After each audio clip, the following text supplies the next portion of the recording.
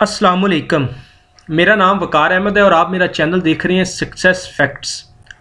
आज मैं आपसे बात करूंगा एक हदीस कुदसी पे। अल्लाह ताला फरमाते हैं, ए इब्ने आदम, एक तेरी चाहत है, एक मेरी चाहत है।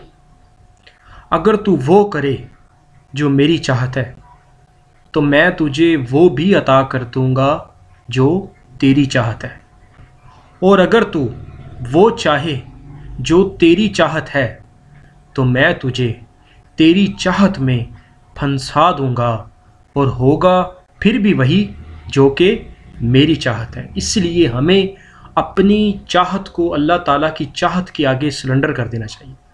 जैसे उस्ताद बाबा जी वासिफ अली वासिफ का एक कौल है, खुशकिस्मती अपनी किस्मत पे खुश होने का नाम है। यानी अपनी चाहत को अल्लाह के आगे सरेंडर कर दें। अल्लाह के आगे जब मुकम्मल आप टोटल सरेंडर के आलम में चले जाते हैं तो अल्लाह ताला आपको वो भी देते हैं जो आपकी चाहत होती है। आपके वक़्त का बहुत शुक्रिया।